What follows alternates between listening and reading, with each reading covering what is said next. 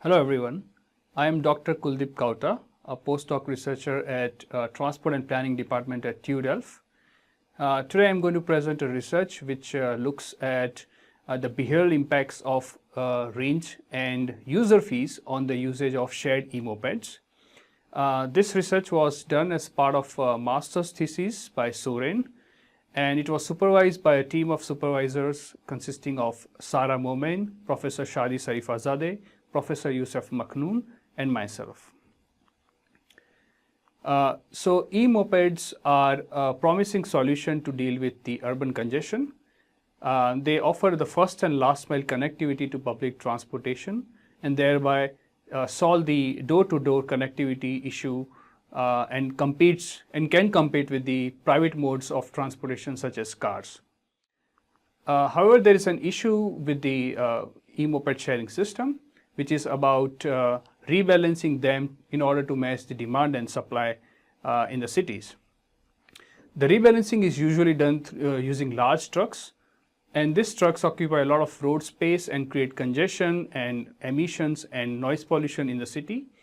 And in order to remove these trucks from the cities, one of the solutions is to go for user-based relocation, where users can be incentivized to pick vehicles which are lying at a farther distance and thereby contribute to the relocation of these vehicles. To do the user-based relocation, first we need to understand what are the preferences of users and how they value different attributes of the vehicles. For example, the walking distance, the battery range, and the fees, etc. And then we can use this information to do the user-based relocation and get strategies for ensuring the user-based relocations in the system. To understand the user preferences, we did a survey in Netherlands where we did a stated preference survey. Stated preference includes a hypothetical scenario within which the users have to choose between different available vehicles. So the picture that you see is a typical example of choice task where you have moped 1, moped 2, and there is a third alternative where they can completely opt out of the choice task and choose none of the vehicles. The attributes of the vehicle includes walking distance, which is the distance that the user has to travel to walk to get the vehicle. Then it's unlock fee, the amount of fee the user has to pay to unlock the vehicle. Then there is a per minute ride fee, which is the fees that user pay for the amount of time they use this vehicle. Then there is a battery range, which is the number of kilometers the vehicle can go. And finally, the type of vehicle. There are two types of vehicles in the Netherlands. One goes at a speed of 25 kilometers per hour, and the other goes at the speed of 45 kilometers per hour. So this was also a part of the attributes shown in the choice task. In addition to the stated choice task, there were questions related to socioeconomic profile of the users and their attitudes, including their attitudes towards e-mopeds and the range anxiety that they feel. In all, we used 152 samples in the analysis and developed a hybrid choice model with random parameters. This model basically assumes that the choice of the vehicle will depend on the vehicle attributes, the socio-demographic profile of the user, and the attitudes that the user has towards the e-moped and the range anxiety that the user faces. Now we see the results on this slide in this table. These are the estimated parameters of the hybrid choice model with random parameters. First we see is that unlock fees and walking distance both impact the decision of users to choose the vehicle, and it has a negative sign, which means that as the unlock fee increases and as the walking distance increases, the probability of choosing that vehicle goes down. We found that users prefer faster vehicle as compared to the slower vehicles, which was not the case in earlier studies where users didn't had any preference for either fast or slow vehicle. But in our study, we found that faster vehicles are preferred more, and one of the reasons could be the newly introduced helmet regulations.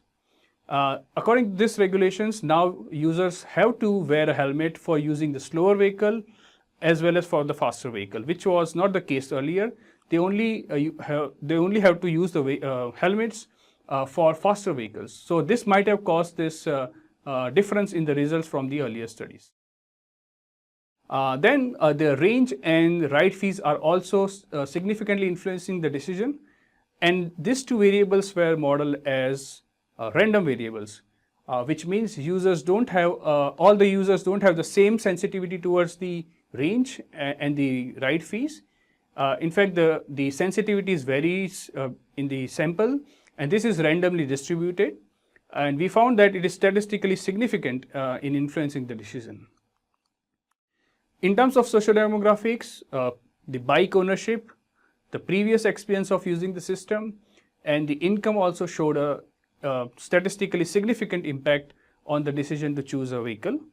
For example, those who are having higher income, they tend to choose a vehicle as compared to people who have lower incomes.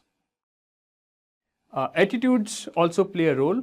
All the variables that I discussed earlier were observable or were measurable, but attitudes are generally subtle aspects of an individual which we cannot observe directly. So attitudes were also found to be significant in the model, and it showed us people who are positive towards e-mopeds sharing system, they tend to choose it more as compared to people who don't have a positive attitudes towards such kind of systems. And this attitude can be explained by socio-demographic profile of the users. For example, their citizenship also plays a role in forming their attitudes. We also find range anxiety, which again is a latent variable, to be significant. The way people react to the remaining range is different for people who have higher range anxiety versus people who have lower range anxiety. Higher range anxiety people tend to react more negatively to range information as compared to people who don't have range anxiety. This estimated parameters were then used to calculate the willingness to pay indicators. Willingness to pay is the extra amount that the users are willing to pay in order to improve the moped. So it could be in terms of reducing the walking distance to moped, it could be in terms of increasing the battery of the moped, etc. For example, these plots can give some inferences for user-based relocation. One such example is this, that users are willing to accept 4 minutes of walking distance for a discount of €1 in the unlock fee. So if a vehicle is at a distance of 4 minutes walking distance, then the platform should give them €1 of discount in unlock fee in order to ensure that the users take that vehicle. So on this slide, you see the scenario analysis where we change the range to see how the likelihood of choosing the vehicle changes. Here we see as the range increases, the likelihood of choosing the vehicle also increases, which can be seen through all the lines, blue as well as red. Blue indicates the average likelihood, whereas the red indicates the spread of likelihood values. So for example, for a 5 kilometer trip length, the likelihood of choosing the vehicle, the moped, is 30% on an average. This kind of inferences can be made using this plot. In the next scenario analysis, we varied 2 attributes to see how the likelihood increases of choosing the vehicle. For this, the base scenario was chosen as one where the walking distance is the longest and the ride fee is the highest. In a way, it's a worst case scenario, and compared to this, how does the likelihood increase when we reduce the walking distance or reduce the ride fees? So this is shown in this plot.